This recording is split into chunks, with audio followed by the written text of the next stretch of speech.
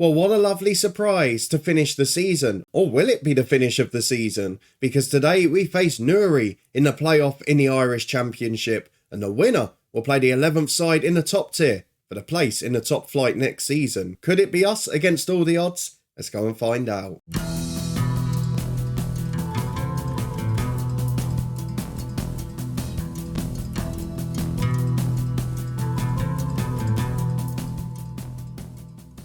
Yes, hello and welcome along to part 25 of Lifting Spirits with me, Daniel. The man flu might still be going strong, but we have got a bonus end to season 3 today. We are back to face Newry in the promotion playoff after a really good first season at this level. A third of the way through it, we were in the relegation playoff, and at the end, we're in the promotion playoff place. We could not ask for more. So we'll be fighting with Newry over 2 legs in this one for the right to play 11th place Portadown from the top flight. And if all of that goes to plan, we could yet be promoted this year. It's probably a year too early, so if you're looking forward to seeing if we do it and what on earth the consequences of these performances will be, then please do put a thumbs up on the video. One thing I can give you a definite on is this is going a damn sight better than the head coach. You can find that playlist in the eye above, more upheaval in yesterday's episode, and thank you as always for coming along. I really do appreciate it. But let's turn the focus straight to Distillery versus Newry, a big 2-legged tie today. Of course, we beat Newry on the penultimate day 1-0 in a game we definitely didn't deserve to win.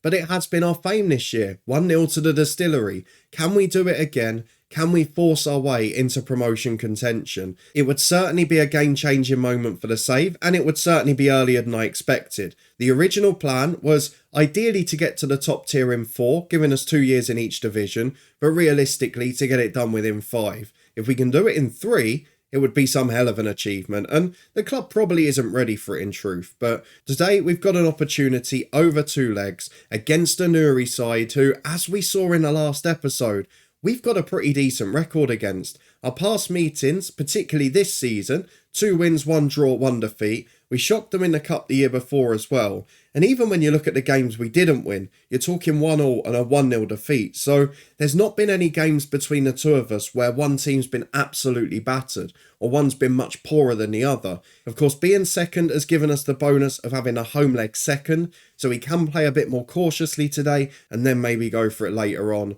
But of course, it only takes one poor performance, and as good as we've been defensively, we've talked about it a lot, it's what our season has been built on, and bar a few little away games in January, our defensive record since probably about November has been mad. We had that turning point from where we were conceding 2 goals virtually every game to just 1-0 to the Distillery, and you look at this year, the amount of clean sheets we've kept is phenomenal. Surely it's the most in the league. It is. Connor Mitchell, 18 clean sheets from 38 matches. That is a stunning effort, nearly 50% of the games. When you consider how many we were letting in season 1 and how many goals are normally in the fixtures in these leagues is absolutely incredible. Having a look overall at the stages of the league table, we have got a position with a better goal difference, but that's not due to scoring goals. Newry have been one of the best attacking threats in the league this year, only bettered by champions Ballymena. And while we've got the best defence, I do wonder if the lack of cutting edge, the lack of Jordan Jenkins being in form,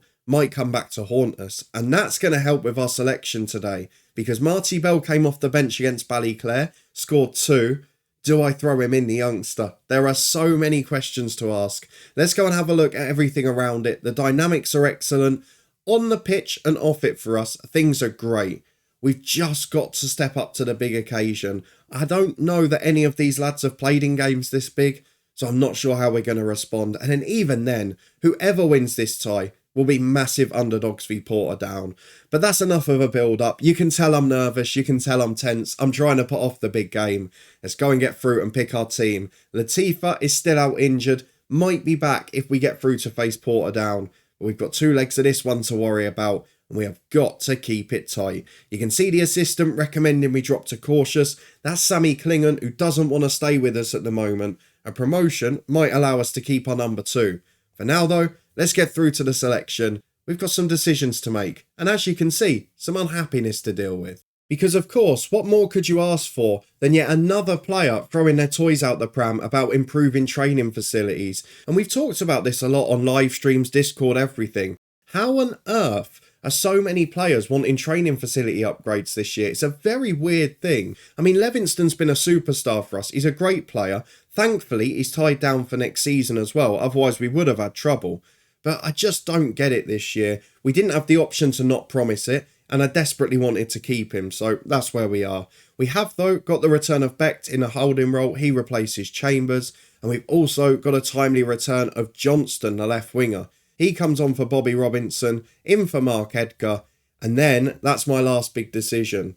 At left back, do I play the experienced Edgar, who's been first choice most of the year, solid all-rounder, decent player, or do I go for Dylan McLean, the January signing, who, as I've mentioned before, is the first player who has just gone on leaps and bounds, massively improved, hugely developing, improving his attributes, great personality, and at 6'2" and playing well, I feel I've got to keep him in for this, and maybe I'll come back to regret it, but for now, I'm going to stick with that. At the back, despite Kiel Emreid being the best rated player, I'm going for Farquhar and Orkin because they've been a good partnership this year.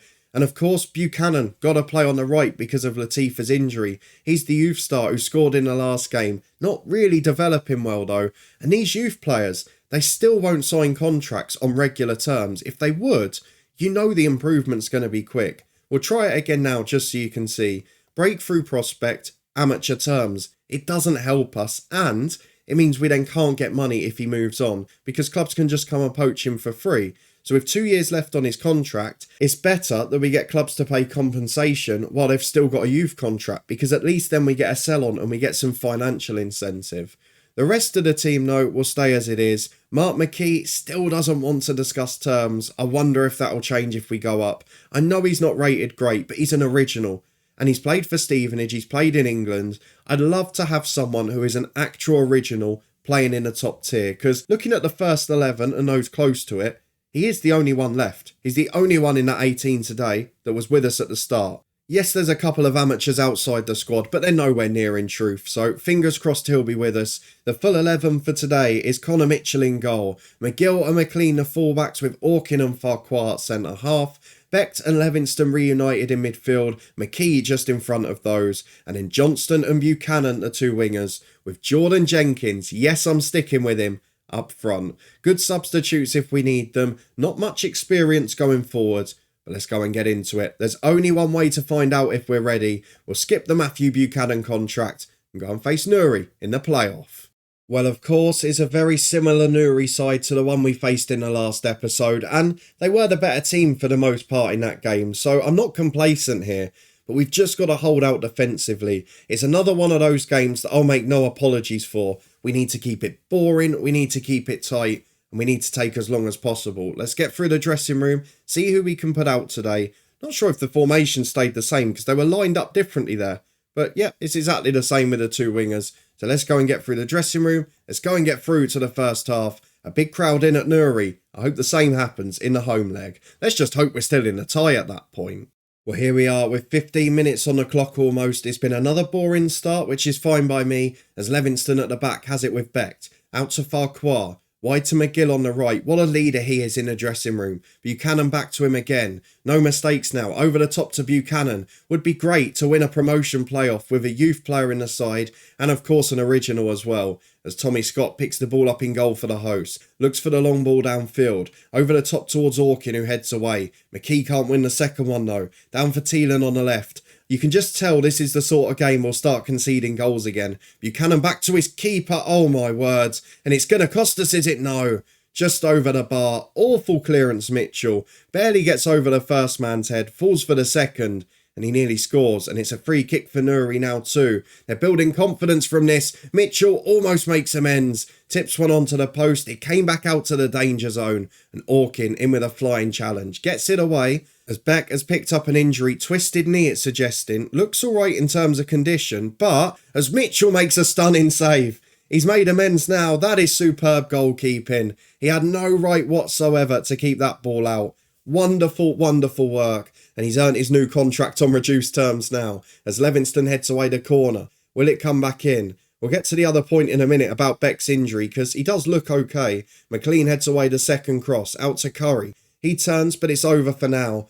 But again, like the last Newry game, we're seeing a lot of highlights and a lot of threat from the hosts as Scott, big kick over the top. McGill and Farquhar chase it. Farquhar clears to Buchanan. Levingston, the unhappy man to McKee. Through to Jenkins. Would be a great time to score. But the first one save. He cuts it back to McLean. Crosses blocked and cleared away. He's just lost his goal scoring edge. It's so frustrating as Buchanan on the right loses out to Curry. What a game of football this is for 0-0. Not even half an hour gone yet. And we've seen more of it than we normally see in our whole match. As Lavery down the right. Johnston fresh after suspension wins it back. To Orkin. Into Becht. What a lovely place to be competing with Newry. It was only, a year or two ago. We were begging for a loan of Brian Healy and handouts on the right wing. And now we're battling for promotion to the top tier with them. As Mitchell has the ball in goal. Big kick over the top. I mean, we are seeing an awful lot here, and it does worry me. The most is at this end as Ford is in, forced a little wide. Back to Lavery. Is the run of clean sheets going to end? It's crossed into the back post to Thielen. And yes, it does. Big teams for the big occasion. And Newry 1-0 up on the stroke of the half an hour. A third of the game gone. A poor goal to concede. But overall, Newry have deserved it. As we approach half-time, I guess the main job now is to stay in this tie. 1-0 is not a disaster. I guess we've got to also keep reminding ourselves that this is a bonus. We didn't expect to be here. We expected to be lower mid-table. We were in the relegation playoff, 20-odd games ago. Let's not get too devastated about losing this. This is a bonus experience. This is preparing the lads. And we've got a good squad tied down for next year. So we should be all right, even if we lose. But I don't want to go more than one down in this leg as Thielen puts the cross in for Donnelly. It should have been two. It was a free header, but thankfully it hits the outside of the post. Let's go and make some changes. I'm going to drop to cautious. I'm going to bring on, God knows, there's so many yellow cards at the back. Keelan Reid on for Farquhar. He was anxious. We'll get him off. We're also going to go for, not sure which way round they're best, McGill off, Foster on.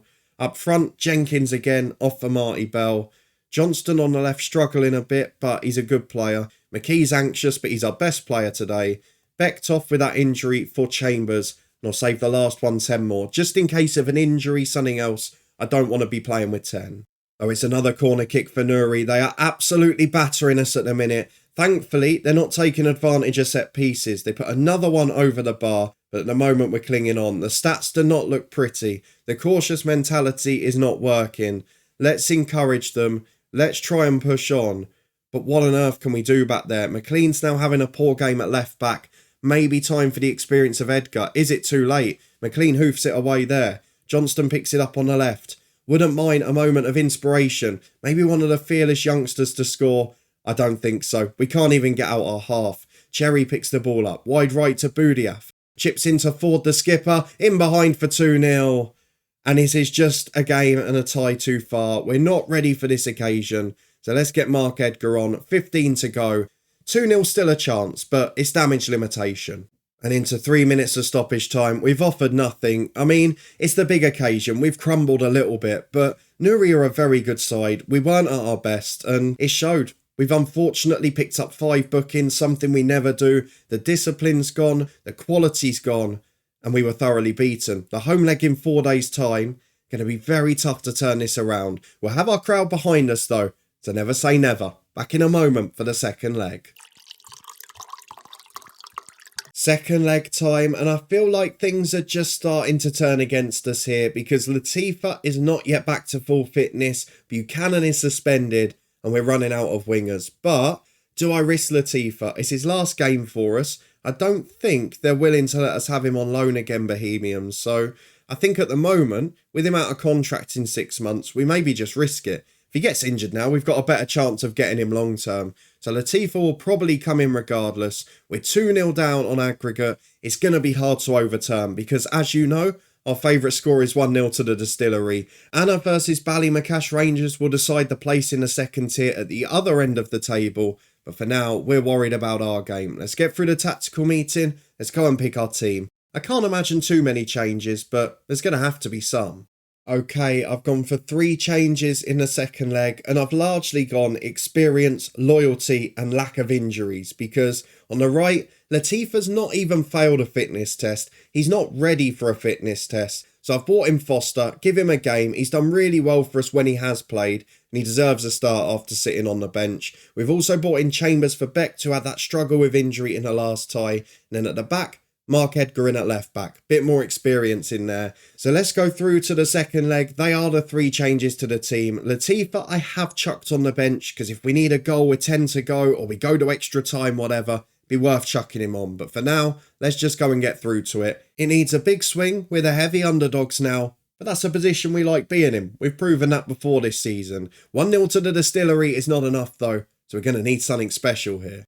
4 changes made by Newry. Slightly surprised that. Thielen coming out, who was so crucial in the first leg, as was Cherry. Briggs and Lavery weren't bad themselves, but they've got strength in depth. They've got a good side.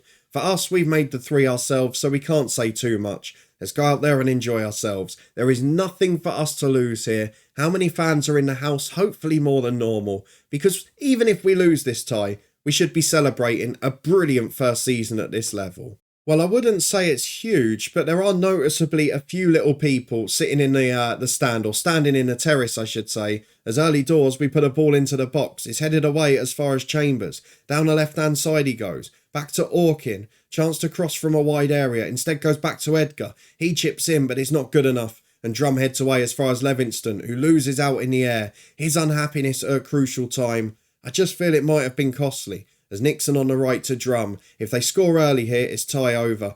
Coyle, wide to Ford. This is the problem, isn't it? They can play on the counter. McGill's made an error. And Ford tries to finish with the outside of his foot. It's not very good. It's not pretty. But it's a big warning sign already. No shots on target, but they've had a glorious chance. And with 5 gone, Johnston's booked, which is always a worry. The last man to be sent off for us, I think, as Levingston heads forward. Headed away as far as Chambers. Picks it up in midfield to Levingston again, to Jenkins, has support on the right, tries it through to Foster. Oh, he's into the team and in style. Nicks in with his first goal for the club. And this could turn out to be one of those lucky, inspired picks. A bit like the old Tottenham Gareth Bale one with Harry Redknapp. You chuck him in because you've got no other choice, and he delivers a magical moment. Well, I think we might have that here because we've got one back. And just 8 minutes in, I'm starting to believe again. All of that no pressure situation is gone, and I now want to get promoted as Edgar on the left-hand side. I mean, just remember, even if we do get through this tie, we've still got to play top-tier opposition to go up. But we have now got ourselves in a better position than we were. Edgar to Chambers, 2 of the replacements today. Jenkins is in, the defence has made a howler. Jordan Jenkins. Oh, what is wrong with that boy? He just cannot take his chances at the moment. And Jordan Jenkins not able to do it at the minute. As Drum puts the ball into Nixon, Orkin heads away.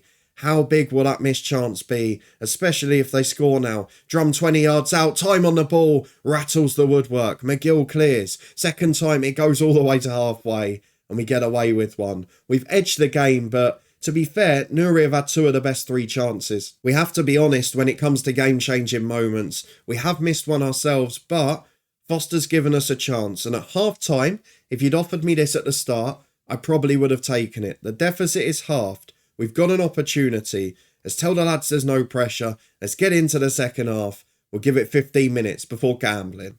And here we are, 10 minutes gone in the second period, and Newry are hoofing the ball away to Ford. The skipper carries over halfway. I'm a bit worried about how many players they're leaving forward here. They're taking gambles, and it might work with Nixon. His shot's just over the bar.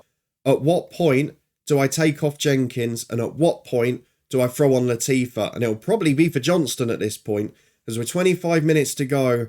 We're in the game, but we're not really doing enough.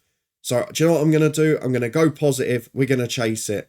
Edgar off at left back. On comes McLean. Farquhar had a poor game at centre half. He'll be replaced by Reed. Or do we do Orkin, who's struggling? I think we do. Let's have a look up front. Jenkins off, Bell on.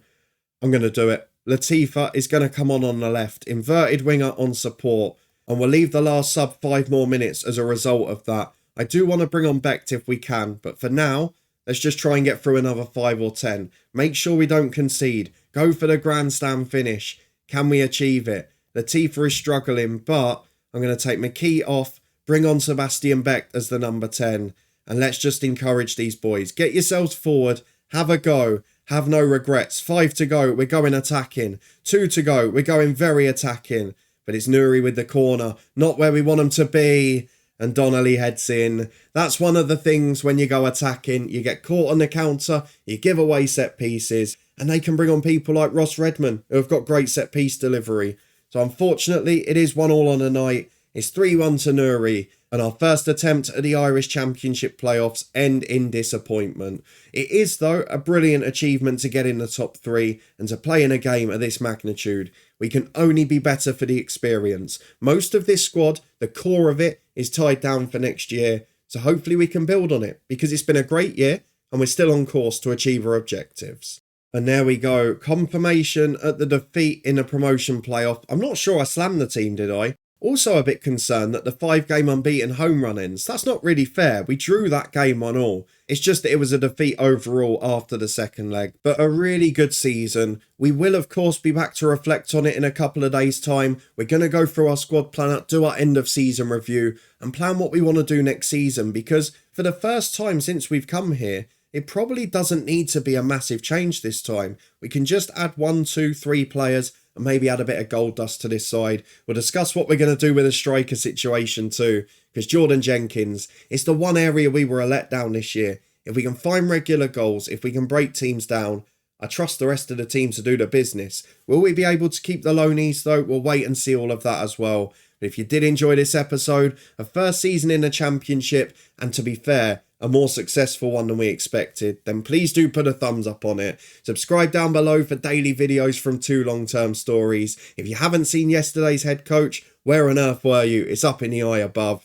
And tomorrow's is even more fun. Make sure you're there for that. It's certainly been our craziest ever head coach so far. I hope it continues to deliver on that front, but maybe with a little bit more happiness for me in there. There's also links in the eye above to the Twitch channel and other key playlists too. But thank you very much for coming along, enjoying another season here at Distillery. I'm determined we're going to get to the top tier within 5 years. We've got 2 left. We've got to make them count. I'll see you next time as we prepare for season 4 and decide what we're going to do to make this squad even better.